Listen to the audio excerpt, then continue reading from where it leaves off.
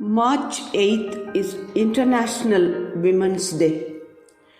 Another March 8th to remind the world about the equality and oneness of God's creation. The basis for the International Day for Women is found in Genesis, the first book of the Bible. As we read in chapter 1, 26 and 27, God created human beings. They were created male and female. They were created in God's own likeness and image. Having formed the man from the soil, as we read in Genesis 2:7, God breathed life-giving breath into his nostrils and brought him to life. God breathed the breath of life into man because the nostrils of woman are too delicate. God allowed a deep sleep to come over man so that he could patiently and perfectly fashion a woman, and man could not interfere with God's creativity. Woman is made thus strong yet delicate and fragile. Therefore, treat your other half well. In crushing her, you are only damaging your own heart and lungs. Human existence as male and female can never be complete without the other. Let's remember, a bird cannot fly with one wing. Therefore, empowerment of women is not against men.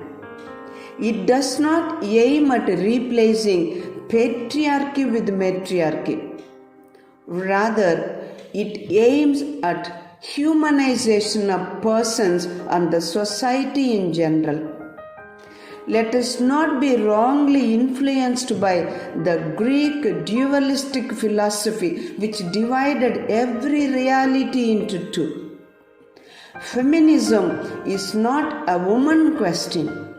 It's a human question, a moral question and a spiritual question which strives to unravel God, who is both male and female.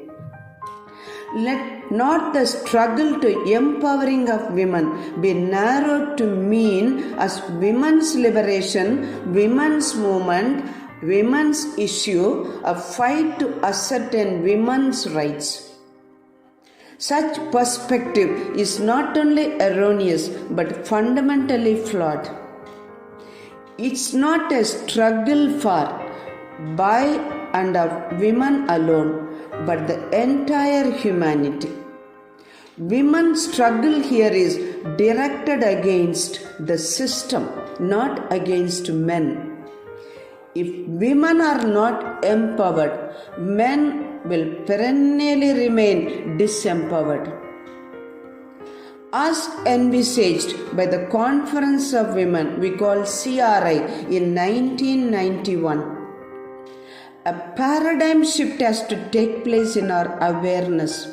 From being inward-looking women withdrawn from the world to women with a global vision for a prophetic mission. From being an appendix daughter of a colonial mother to being God's lovable daughter of and for our world. As we read in the Vatican document Mulieris Dignitate, published in 1988, in all Jesus' teaching as well as in his behavior, one can find nothing which reflects the discrimination against women so prevalent in his day. On the contrary, his words and works always express the honor and respect due to women. Women who associated with Jesus were empowered women. They collaborated with Jesus as equals. Along with his male disciples, many women accompanied Jesus during his public ministry and stood by him till the very end. The early Christian women showed exemplary courage in bearing witness to Christ in the face of persecution.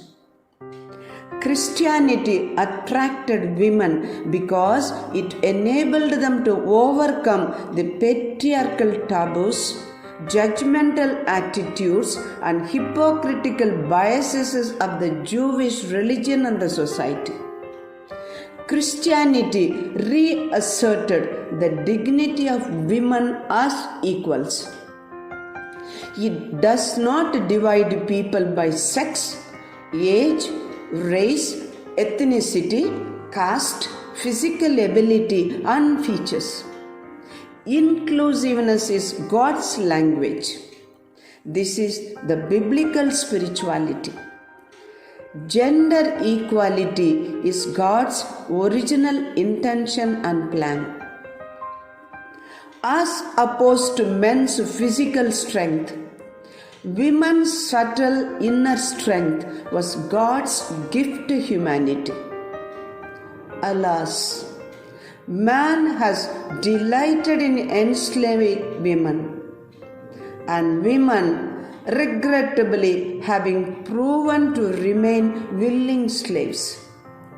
Sadly, the slave and the slaveholders have formed a powerful cartel in perpetuating this most despicable crime against humanity. The celebration of the International Women's Day comes always in the season of Lent. It is an opportune moment to examine if our attitudes towards womanhood are those of a disciple of Jesus. If not, perhaps commit ourselves to make radical changes where necessary and repent for our past behavior. Let's hail the Sri Shakti and celebrate the woman's worth in herself. Let's make every day an International Women's Day and do our bit to ensure that the future for girls is safe, bright, equal, and rewarding. What is needed is not a competitive spirit and prejudicial mindset. Let's not indulge in the futile exercise of proving who is right and who is wrong.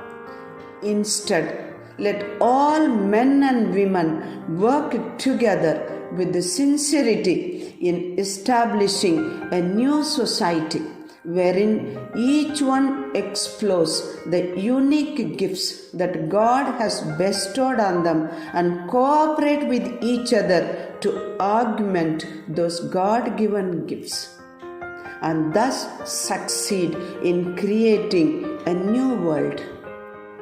Women, believe now.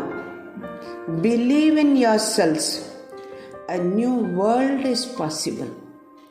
Into that heaven of freedom, my father and mother, let my motherland awake. A very meaningful, successful, spirit-filled International Women's Day.